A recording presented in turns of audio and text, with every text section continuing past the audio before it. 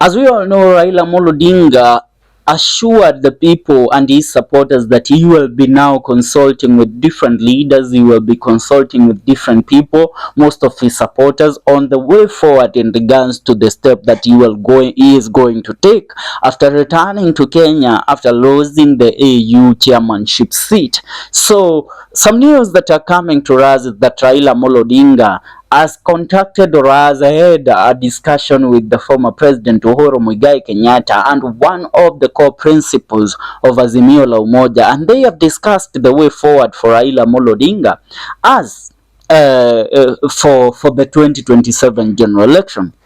Now, as one of President William Ruto's agents and cronies, Robert Alai, has alleged, I want to read this message loud and clear to you before we start discussing the way forward in regards to this said meeting between Raila Amolo Odinga and Uhuru Kenyatta.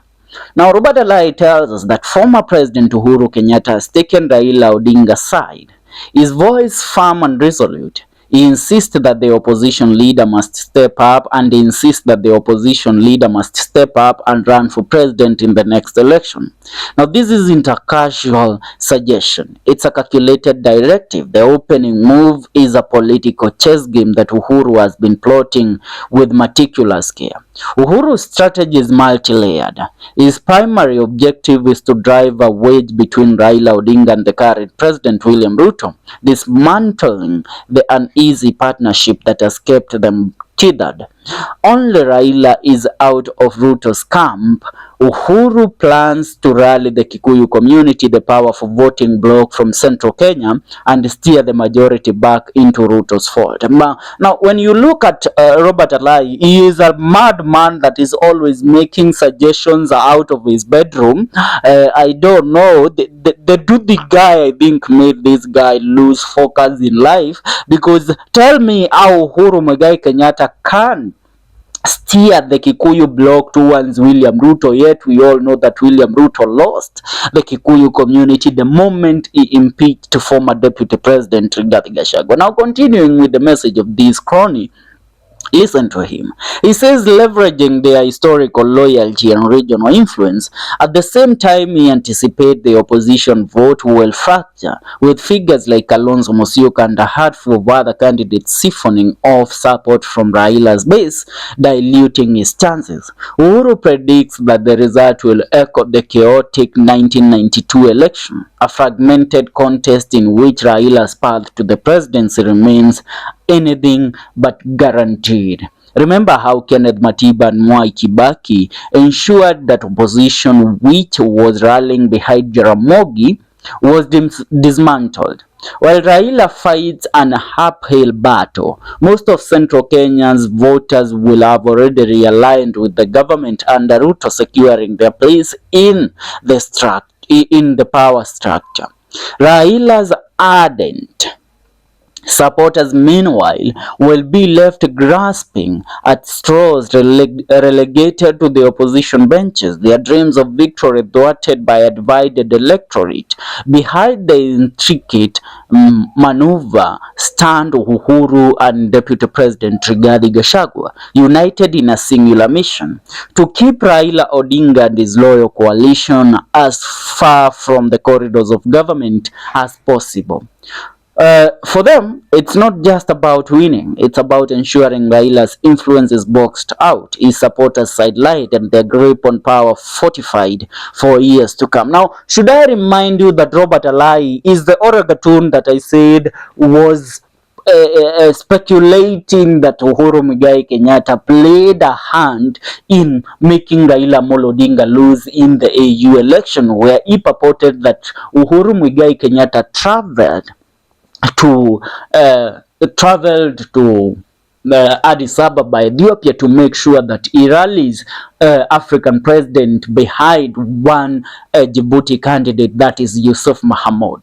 But that turned out to be a plot and a game plan that was plotted and deployed by the NIS. Remember, as Gachagua spoke the other day while addressing the people of the Republic of Kenya through KTN, he revealed that Robert Alai has been an agent serving under the National Intelligence Service for the longest time possible. Though he is an MCA, but has numbers that can be used against the people of the Republic of Kenya in dividing the people of the Republic of Kenya towards a certain candidate.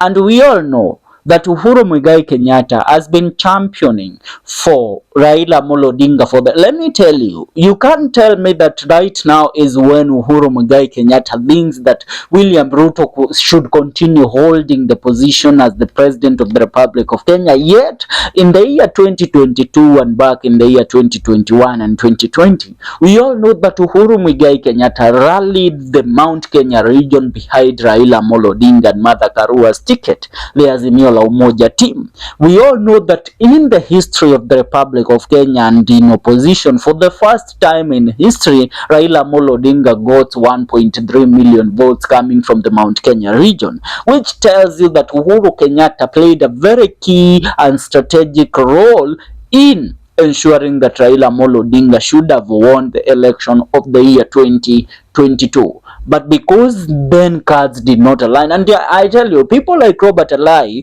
are the ones that made Raila Amolo Odinga lose, because you know they speak so much and they have so much confidence in their bogus intelligence that does not in any way have any factual basis. Because if they would have spoken and would have been rallying the young Luo community to go ahead and register as voters right now, because we know the Mount Kenya region people right now they are asking ni lini tutaambiwa tuende tukachukue kura ndio tupige kura mwaka 2027. But you know, for our brothers and sisters in the lakeside, you have the numbers, but you fail at every moment to go ahead and register as voters. And when the voting days comes, these people don't go to the ballot papers to vote. They just make noise. And it's the same thing. It's a behavior that they have adapted. They have adapted for a very long time, which is a behavior also has been adapted by the Mulembe Nation. If these people, you know, the Mulembe Nation and the Luo communities combined, they beat the vote that the Kikuyus have. But because these people don't register as voters, let me tell you, if you look at the registration of voters in the block of the Central Region, you realize that the Mount Kenya voters, number one of the registered counties as voters in the Mount Kenya region is the Meru people. After the Meru people, we have Kiambu people. After Kiambu people, we have the Murang'a people. Now, when these people combine their votes, they register as voters, not so that they will have their voters count in their pocket, but because they know they will vote for their candidate when that time comes. Now, when you listen to such nonsensical and innuendos that are being sold by one Robert Alai, you wonder what is the battle that Robert Alai has been told to fight Uhuru Muigai Kenyatta. Because for the longest time it seems that, I don't know, Robert Alai seems as if ni kama alinyang'anywa bibi na Uhuru Muigai Kenyatta. And I tell you, Uhuru hawezi kunyang'anya bibi because Uhuru can't settle for the things that you settle for, bwana Robert Alai. Look at the wife of Uhuru Muigai Kenyatta. When we speak about, sometimes these things make me wonder of the kind of the political bloggers that sometimes rally behind Baba, because we have been supporters of Baba for the longest time. We have voted for Baba. Some of the youth, let me tell you, if you want to know that Baba is loved, go in the Mount Kenya region and ask the youths whether they voted for Raila Amolo Odinga back in the year 2022. You will realize that the majority of the people that voted for Baba, it's the new generation, the Gen Z.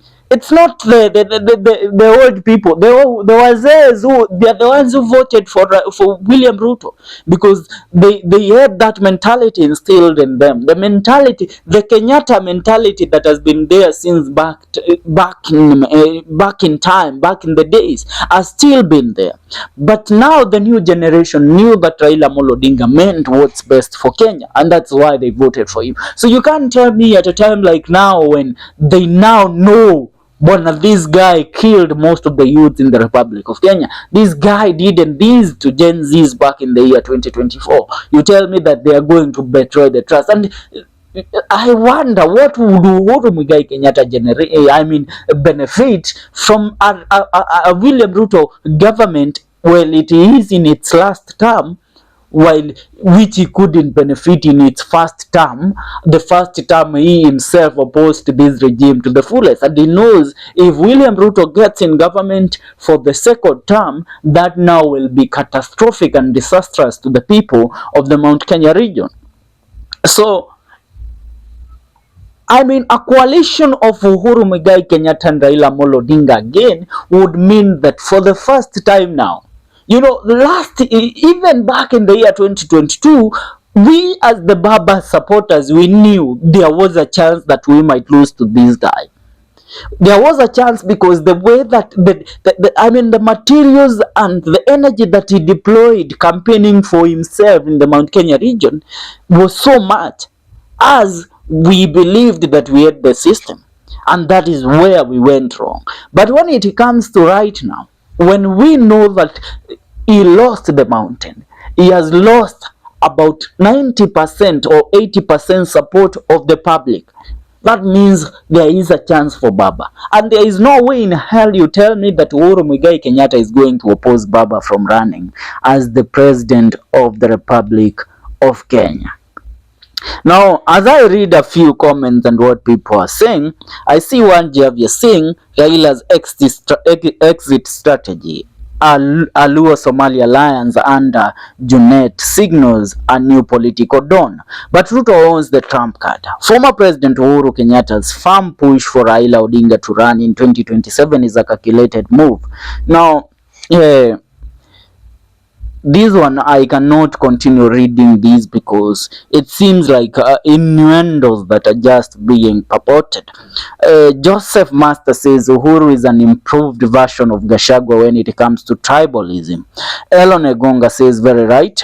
Another one is here is Dr. Bernard Karaja said shida sasa ni ati tunasoma tweet zako tukifikiria tu vile ni NIS inaongea. Now, yeah, that is what you should understand. Robert Alai is an NIS agent, a national. He is a Maroroi boy. That is where bwana aliconcentrate na kuwa Maroroi boys, ndio maana anagongewa na mtu wa Ndudhi. By the way, I namalizia hii story hapo because when I continue reading this, but one thing that I have been told is that Uhuru Muigai Kenyatta and Raila Amolo Odinga have talked, and Uhuru has pledged his support for Raila Odinga in the year 2027. Subscribe.